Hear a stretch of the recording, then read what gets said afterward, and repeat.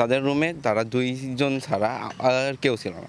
প্রথমে আমাকে বিভিন্নভাবে ভয়ভীতি দেখায়। পাবনা টেক্সটাইল ইঞ্জিনিয়ারিং কলেজের অ্যাপারেল ইঞ্জিনিয়ারিং বিভাগের শিক্ষার্থী আজমল হোসেন 2022 সালে কলেজটিতে ভর্তি পরীক্ষায় তাকে প্রক্সি দিতে বাধ্য করেন শাখা ছাত্রলীগের 2 নেতা। আজমলের অভিযোগ, তার মতো মেধাবী আরও কয়েকজন হয়েছেন এমন ভুক্তভোগী। ভয়ের কারণে বাধ্য হয়ে তাদের সাথে প্রক্সিটা পরীক্ষাটা দিই। আজমলের ভাষ্য, কলেজ শাখা ছাত্রলীগের বর্তমান সভাপতি জাহিদ হাসান মামুন ও সহসভাপতি ইমতেহান ইমন তাকে পরীক্ষা দিতে বাধ্য করেছিলেন, না মানলে দেয়া হয়েছিল হত্যার হুমকি। সম্প্রতি কলেজের হল সুপারের কার্যালয়টি জোরপূর্বক দখল করে ছাত্রলীগের অফিস বানানোর অভিযোগ উঠেছে এই 2 নেতার বিরুদ্ধে। সে বিষয়ে খোঁজ করতে গিয়েই বেরিয়ে আসে তাদের অপরাধের নানা তথ্য। অভিযোগ উঠেছে এ 2 নেতার তাণ্ডব থেকে রক্ষা পাননি শিক্ষক শিক্ষিকাও। প্রক্সি কাণ্ডে বাধা দিতে গেলে হয়েছেন হেনস্থার শিকার।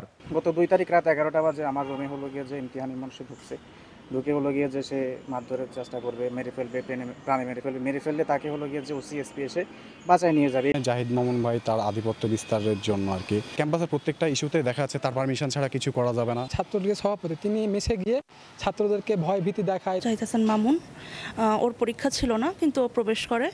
ওকে আমি মানা করি যে তুমি এখানে ঢুকো না, কারণ এটা পরীক্ষার হল, তুমি বের হয়ে যাও। তো তখন সে আমার সাথে মিসবিহেভ করে। নগদের কাছে সব গ্রাহকই প্রিয়, তাই তো সারা দেশে ক্যাশ আউট চার্জ সবচেয়ে কম। এসব বিষয়ে কলেজ শাখা ছাত্রলীগের সভাপতি জাহিদ হাসান মামুন সব অভিযোগ অস্বীকার করেছেন, আর সহসভাপতি ইমতেহান ইমনের সঙ্গে যোগাযোগ করা সম্ভব হয়নি।